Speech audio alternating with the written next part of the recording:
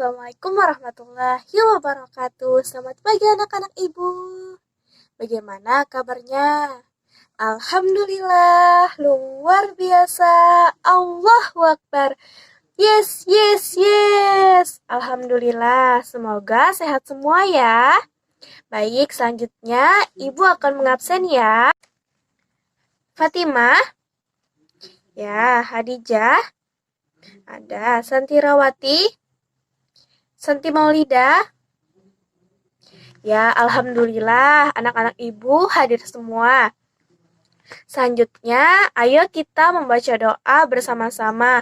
Bismillahirrahmanirrahim. Raditu billahi rabba wa bil islami dina wa bi Muhammadin nabiyya wa rasula.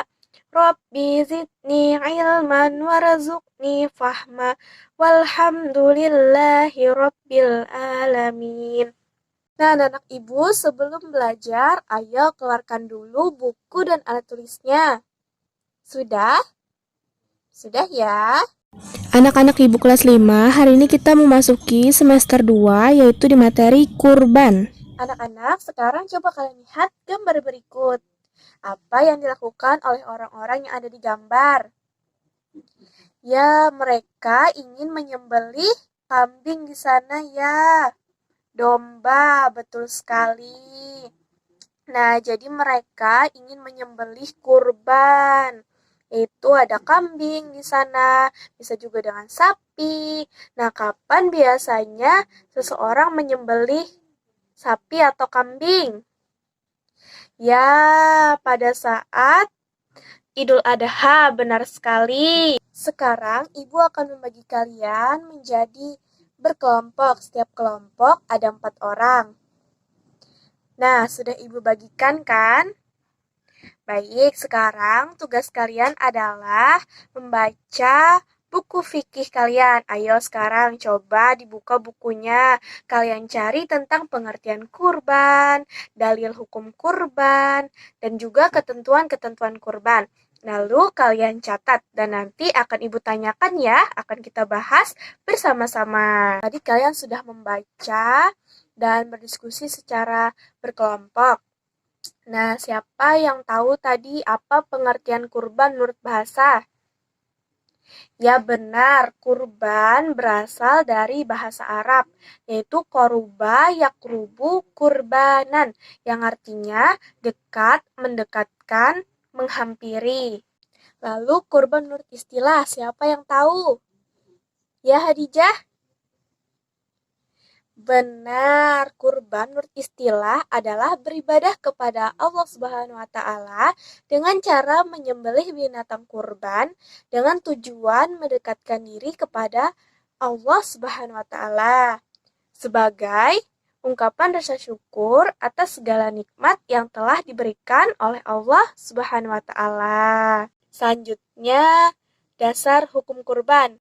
Dasar hukum adalah perintah Allah Subhanahu wa taala yang didasarkan pada ayat Al-Qur'an dan hadis. Ayo, siapa yang tahu dasar hukum kurban? Ya, Santirawati. Betul sekali.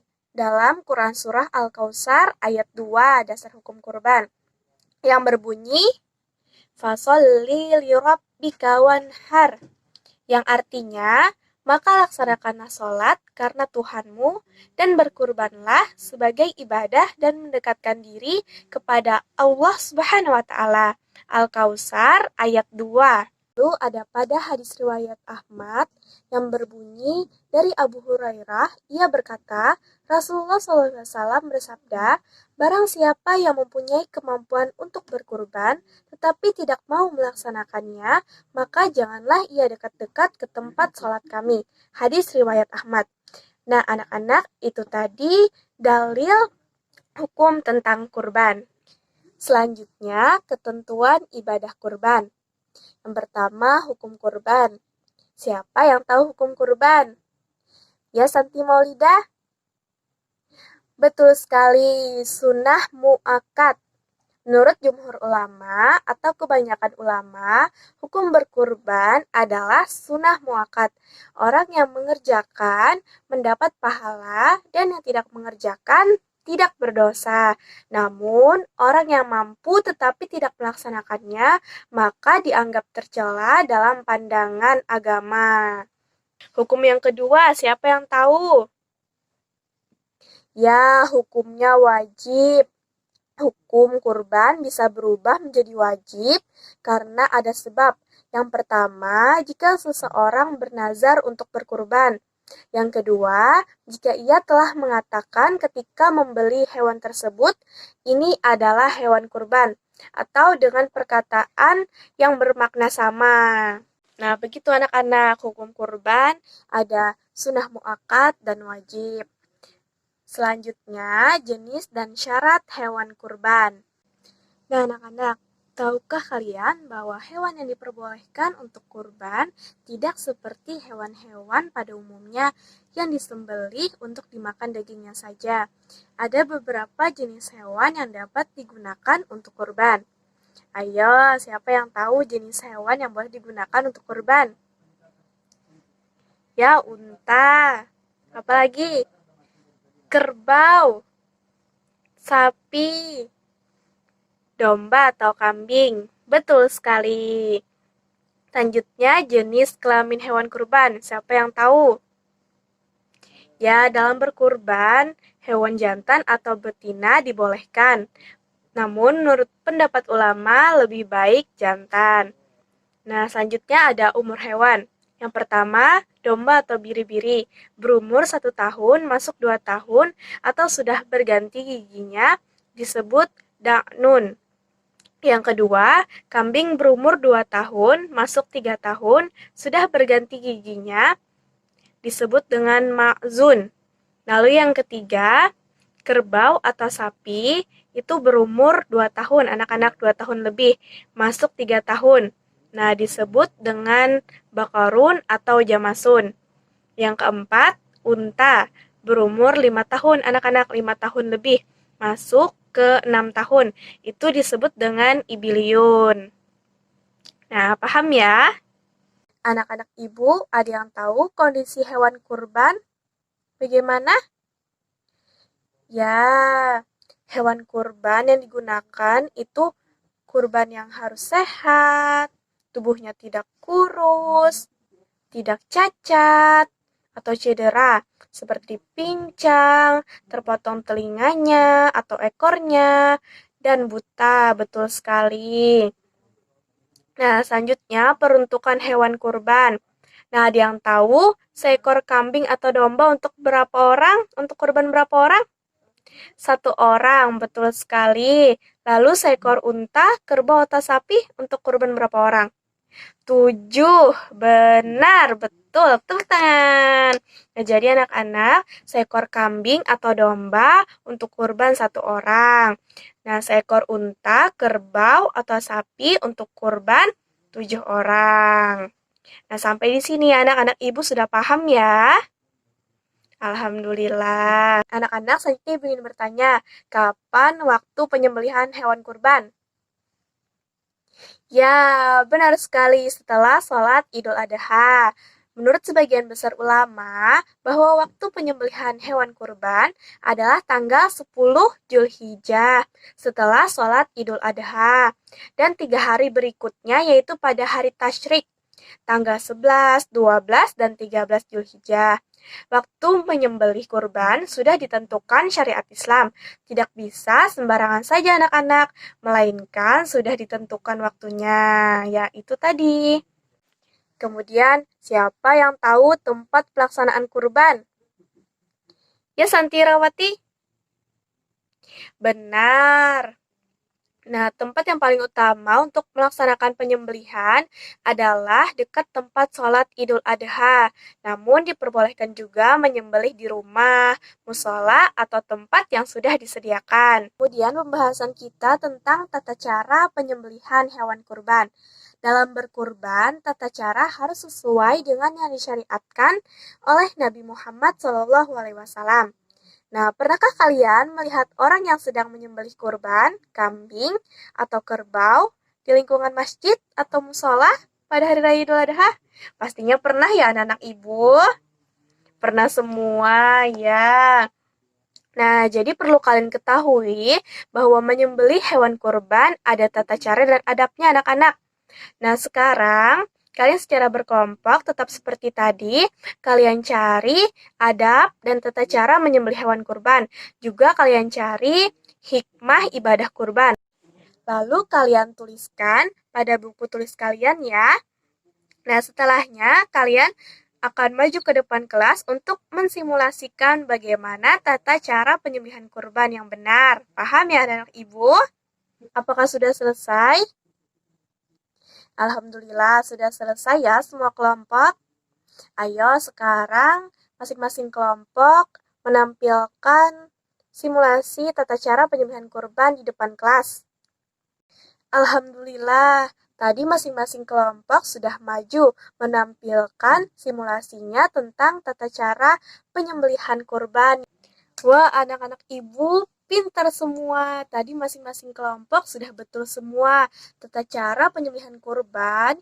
Yang pertama, pastikan bahwa alat penyembelih harus benar-benar tajam.